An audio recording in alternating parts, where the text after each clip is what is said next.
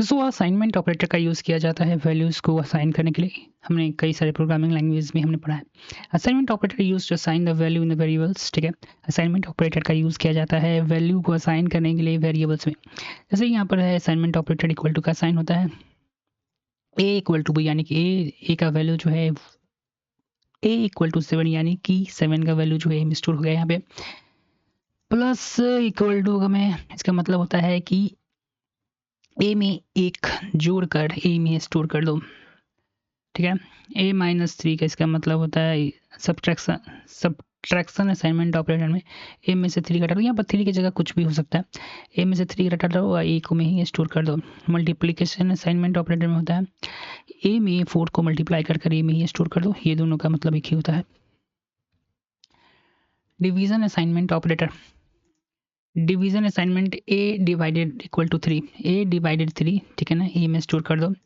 ठीक है ना, मॉडुलस असाइनमेंट जिसमें यहाँ पर रिमाइंडर स्टोर करेगा। ठीक है ना, ए में ए डिवाइड बाई 10 मॉडुलस निकाल के ए में स्टोर कर देगा।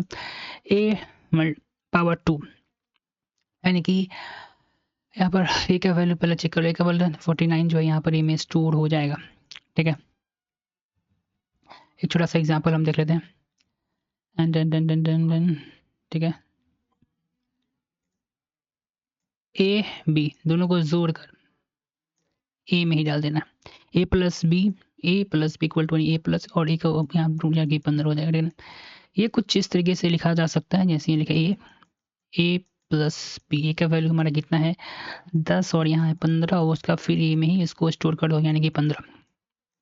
इसका वैल्यू जो है आउटपुट में दिखाई देगा आपको। अब देखिए यहाँ पे कंपेरिजन ऑपरेटर जो है use to compare two values. यहाँ पर कंपेरिजन ऑपरेटर जो है दो वैल्यू को कंपेयर करने का काम आता है। रिटर्न द बूलियन रिजल्ट, यहाँ पर यस या नो में वैल्यू जो है यहाँ पर आपको मिलेगा। ठीक है, list of comparison operator, comparison operator देखा यहाँ पर इज इक्वल टू ऑपरेटर है 3 इक्वल टू 5 जो कि फॉल्स है। ठीक है ना, नॉट इक्वल टू, ठीक है ना, क्या 3 जो है 5 के बराबर नहीं है, यानी कि देखो नॉट इक्वल टू में कहता है कि फॉल्स रिजल्ट आएगा तो ट्रू कर देगा, ट्रू रिजल्ट है तो फॉल्स कर देगा। तो यहाँ पर ट्रू में रिजल्ट दे दिया है। ग्रेटर देन, तो यस फॉल्स है। 3 जो बड़ा नहीं है, 3 छोटा है 3 से, ट्रू आंसर आ गया। 3 जो है बड़ा होना चाहिए या बराबर होना चाहिए, दोनों में से ग्रेटर देन या इक्वल टू, दोनों में से कोई एक होना चाहिए, लेकिन यहाँ पर दोनों नहीं है तो फॉल्स हो गया। लेकिन यहाँ पर 3 छोटा है बराबर, दोनों में से कोई एक कनेक्शन जो है यहाँ पर ट्रू होना चाहिए, यहाँ पर ट्रू। ठीक है, आंसर। एंड देन एक छोटा सा प्रोग्राम यहाँ पे है एंड प्लस आंसर भी है, देखिए यहाँ पर। ठीक है, यहाँ ए का वैल्यू भी, ए का वैल्यू जो 5 है, बी का वैल्यू जो है 2 है। ए इक्वल टू बी, आंसर जो है वो फॉल्स है।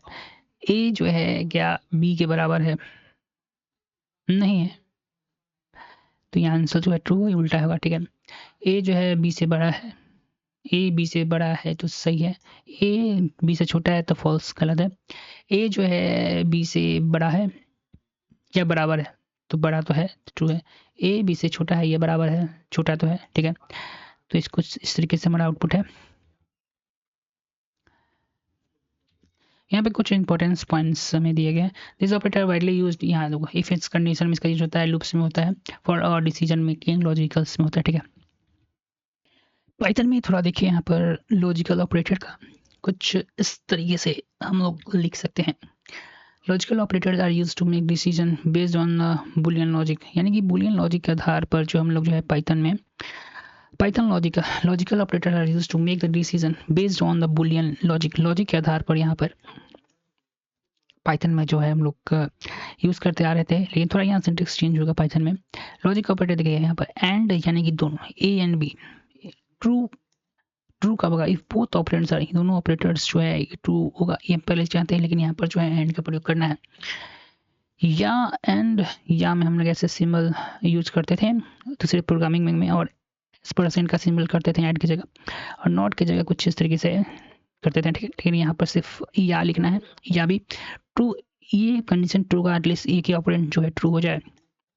नॉट है true if the operand is false, या वाइस वर्सा, यहाँ ऑपरेंड जो है इफ ट्रू होगा इफ ऑपरेंड इज फॉल्स होगा, और फॉल्स हो जाएगा इफ ऑपरेंड जो है ट्रू होगा। ठीक है, देखिए यहाँ पे 5 और 6 दो वैल्यूज यहाँ पे दिया हुआ है।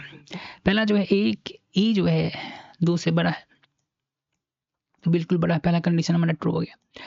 उसके बाद पूछ रहा है बी जो है 6 के बराबर या 6 से छोटा है, 6 के छोटा नहीं बराबर जरूर है, यानी कि दोनों कंडीशन हमारा ट्रू है। तो इसका रिजल्ट जो हमारा ट्रू होगा, बिकॉज बोथ कंडीशंस क्या है, ट्रू होगा। लेकिन यहाँ पर देखो एंड का हमने यूज किया है।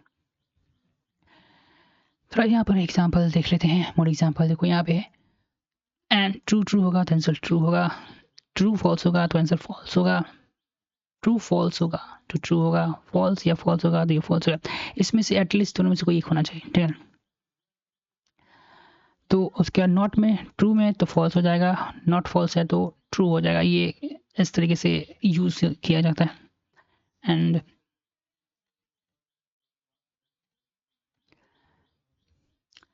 की पॉइंट रिमेंबर, एंड में क्या होना चाहिए, both condition must be true होना चाहिए, या में कोई एक कंडीशन ट्रू होना चाहिए। नॉट में रिवर्स द बुलियन, उल्टा कर देता है, फॉल्स को फॉल्स, फॉल्स को ट्रू, ट्रू को फॉल्स, ये उल्टा करेगा, ठीक है। एक और एग्जांपल यहाँ पर हम देखते हैं। ए का वैल्यू यहाँ पर हमने ट्रू रखा है, पी का वैल्यू फॉल्स रखा है। ए एंड बी, यहाँ पर देखिए एंड्स ऑपरेटेड में जो होता है बोथ कंडीशन यहाँ पर ट्रू होना चाहिए। तो यहाँ पर एक कंडीशन जो यहाँ पर फॉल्स है, इसलिए जो आंसर है फॉल्स आ गया है, ठीक है। इस यहाँ ऑपरेटेड में दोनों में से कोई एक ट्रू होना चाहिए, at least one should be true होना चाहिए। तो यहाँ पर ट्रू है, इसलिए आंसर हमारा ट्रू होगा। इसका अपोजिट आएगा नॉट ए, नॉट ए जो कि ट्रू है तो हमारा आंसर जो है फॉल्स आएगा। नॉट बी यानी कि फॉल्स, आंसर यहाँ पर फॉल्स है तो इसका आंसर हमारा है ट्रू होगा, ठीक है।